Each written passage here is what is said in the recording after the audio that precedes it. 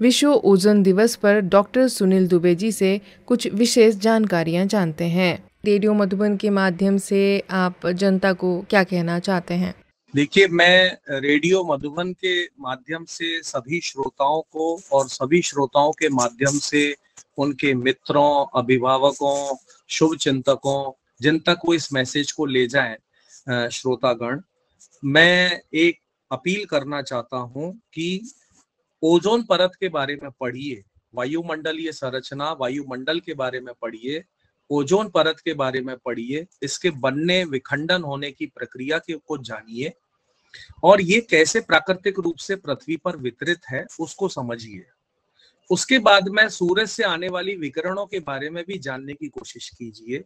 पराबैंगनी विकिरणें क्या क्या होती हैं, कैसी होती हैं, जो मैंने बताया, ultraviolet A, B, C, 100 nanometer से लेकर के 400 नैनोमीटर तक में ये अल्ट्रावायलेट रेडिएशंस हैं। 100 से 280 नैनोमीटर, 280 से 315 नैनोमीटर, 315 नैनोमीटर से 400 नैनोमीटर तक अल्ट्रावायलेट सी, बी और अल्ट्रावायलेट ए जो आती है। अब इन सब के बारे में पढ़ने के बाद, जानकारी लेने के बाद में आप ये ओजोन परत कम होने से ये अल्ट्रावायलेट रेडिएशन हम पर ज्यादा आएंगी और उसका हम पर क्या प्रभाव पड़ेगा, इसके बारे में भी आप जानने की कोशिश करें। और जितना मैंने जानकारियां देने का प्रयास किया है समय सीमा में, वो भी आपको चिंताजनक, आपके अंदर चिंता उत्पन्न करने के लिए काफी होगा, ऐसी उम्मीद है। तो अब हम क्या कर सकते हैं उस पर सोचें, हमारा क्या रोल रहे।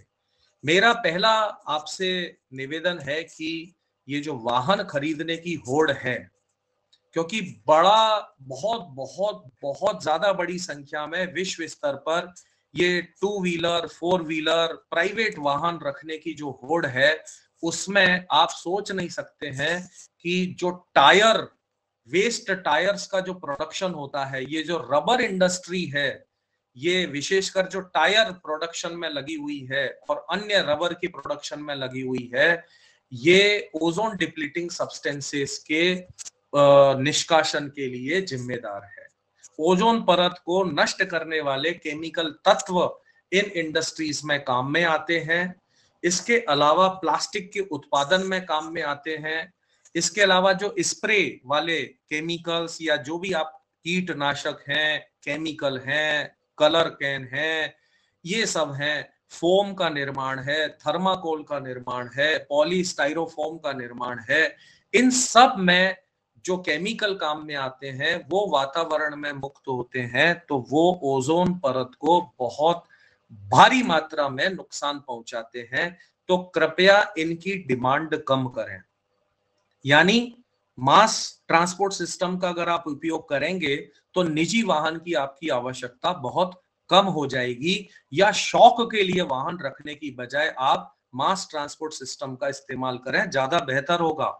ये जो हमारी ललक है निजी वाहनों को रखने की, एक नहीं दो दो, टू व्हीलर है तो एक फोर व्हीलर भी हो जाए, एक फोर व्हीलर है तो एक बड़ा वाला फोर व्हीलर भी हो जाए, ये वगैरह वगैरह, या जहां हम बस यात्रा कर सकते हैं या ट्रेन से यात्रा कर सकते हैं, वहां हम कहें कि हवाई जहाज से चलें, जबकि उसके अंदर जो ग्लोबल वार्मिंग में एयर ट्रैवल का योगदान है वो कहीं ज्यादा है।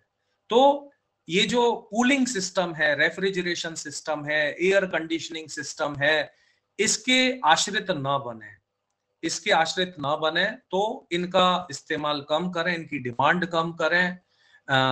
थर्मोकोल, फोम वाले तत्व, पॉलीस्टाइरोफोम वाले तत्व, ऐसे पदार्थों का डिमांड कम करें, ताकि प्रोडक्शन भी कम होगा और अंततः ये समाप्त हो जाए। दूसरी चीज है कि अगर आपने लिया भी, कोई रबर का मटेरियल आपने लिया, कोई प्लास्टिक का मटेरियल आपने लिया या कोई फोम का मटेरियल आपने लिया, तो आप उसे लंबे समय तक इस्तेमाल जब तक कर सकते हैं तब तक करें, और जब उसका डिस्पोजल करें तो वो भी सुरक्षित तरीके से करें, ना कि कहीं खुले में आप उनको लपक करके पटक दें।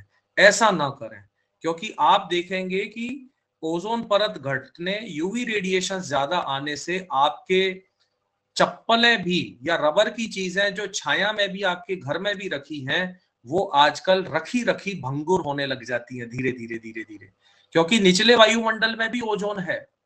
और फिर मानवीय गतिविधियां, जो रासायनिक अभिक्रियाएं, जो ऑटोमोबाइल इंडस्ट्री या दूसरी केमिकल इंडस्ट्रीज हैं, उनमें जो ओजोन प्रोड्यूस होती है वो तो निचले वायुमंडल में पृथ्वी की सतह के पास है, वो तो पूरी की पूरी नुकसान करने वाली है। तो वो आपके रबर को भंगुर बना रही है। आपका रखा रखा रबर के मटेरियल जो आजकल भंगुर होने लगते हैं, ये उसी का सूचक है।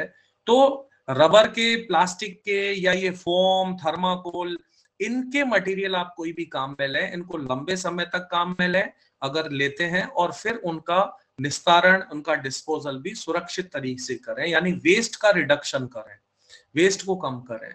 अगर आप लग्जरी लाइफ स्टाइल को त्याग सकते हैं, वो सबसे बड़ा उपकार होगा इस पृथ्वी पर आपके द्वारा, कि लग्जरी लाइफ स्टाइल को आप त्यागें, एयर कंडीशनिंग, कूलिंग सिस्टम और इन सब के आश्रित ना बने।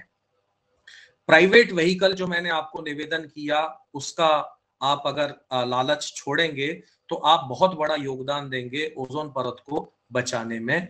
सबसे बड़ी बात है कि रबर, प्लास्टिक या थर्माकोल या ये फोम, इस तरह का जो भी मटेरियल है, इनको जलाएं, कभी भी ना जलाएं। इनको जलाने से आप बहुत बहुत बड़ी मात्रा में ओजोन परत को विघटित करने वाले तत्वों को बढ़ाने में मदद करेंगे। तो ऐसे पदार्थों को कभी भी हमें नहीं जलाना चाहिए, और जो जलाते हैं उनको भी रोकना चाहिए। रूम फ्रेशनर, डिओडोरेंट या ये स्प्रे वाले कॉस्मेटिक आइटम, मेरा आपसे निवेदन है कि इनका इस्तेमाल कम से कम करें। अच्छे से नहाए धोएं, साबुन से, मुल्तानी मिट्टी लगा करके, या ऐसे रोज नहाए धोएं। आपको रूम फ्रेशनर, डिओड्रेंट का इस्तेमाल कम करना पड़ेगा। कॉस्मेटिक आइटम, इस तरह के स्प्रे वाले ऐसी चीजें ना काम में लें, इस तरह की फैशन के पीछे ना भागें। उसके बाद में जितना ज्यादा हो सकता है उतना प्लांटेशन करें। यही आपकी लाइफ साइकिल है, प्लांटेशन, ग्रीन कवर, यही आपको बचाएगा। जो मैंने आपको बताया कि हमारे शोध कार्यों में भी ये है कि जहां पर ग्रासलैंड भी है वहां यूवी रेडिएशन कम है, और पास में खुला मैदान है वहां यूवी रेडिएशन बहुत हाई है, और जहां बाग बगीचा है, घनी छाया, वहां तो यूवी रेडिएशन और भी कम नापी गई है। तो एक ही क्षेत्र में कुछ 100 मीटर के अंदर ही इतने सारे चेंजेस हमें अंतर देखने को मिलते हैं। तो जितना ज्यादा ग्रीन कवर, उतना ज्यादा यूवी रेडिएशंस की, पराबैंगनी विकिरणों की तीव्रता आपके ऊपर कम पड़ेगी। तो उसके आप ज्यादा से ज्यादा प्रयास करें। और सबसे बड़ी बात, जितने हमारे शैक्षणिक व्यवस्था के अंदर जुड़े हुए लोग हैं, शोधकर्ता हैं, उनसे निवेदन है कि ओजोन परत से संबंधित ज्ञान को, पराबैंगनी विकिरणों के ज्ञान को, ओजोन परत क्षरण से संबंधित समस्याएं, इनके संरक्षण की आवश्यकता से संबंधित ज्ञान को ज्यादा से ज्यादा सरल रूप में, वैज्ञानिक तथ्यों के साथ, स्थानीय जानकारियों के साथ में लोगों को बांटने में मदद करें। तो हमारे शैक्षणिक तंत्र को भी, हमारे प्रशासकों को भी, हमारे नीति नियंताओं को भी इसके बारे में प्रयास करने पड़े। और आम जन के तौर पर आप जो प्रयास कर सकते हैं, आप विलासी प्रवृत्ति को बंद कर दें और एयर कंडीशनर पर निर्भर रहना बंद कर दें, रबर को जलाना बंद कर दें, वाहनों का प्रयोग, निजी वाहनों के लालच में ज्यादा ना जाएं। तो ऐसे छोटे छोटे प्रयास करके आप बहुत बड़ा योगदान दे सकते हैं। इसी के साथ रेडियो मधुबन के सभी श्रोताओं को मेरा सादर नमस्कार, अभिवादन और उज्जवल भविष्य की, सुरक्षित जीवन की शुभकामनाएं। नमस्कार। बहुत बहुत धन्यवाद सर आपका। ओजोन दिवस के उपलक्ष्य पर आज के विषय को बहुत ही डीपली आपने समझाया है, सरल तरीके से समझाया है। आगे और भी हमारे धरती को प्रदूषण मुक्त करने के लिए हम किस प्रकार से सहायता कर सकते हैं, हमारी इकोलॉजी को सुदृढ़ करने के लिए हमारा क्या योगदान रहेगा, इन विषयों को लेकर के हम आप तक आते रहेंगे। फिर मिलेंगे रेडियो मधुबन 107.8 FM पर। हमारे मध्य थे डॉक्टर सुनील दुबे जी, आज के हमारे एक्सपर्ट। सुनते रहिए, मुस्कुराते रहिए। Radio Madhuban 107.8 FM। नमस्ते।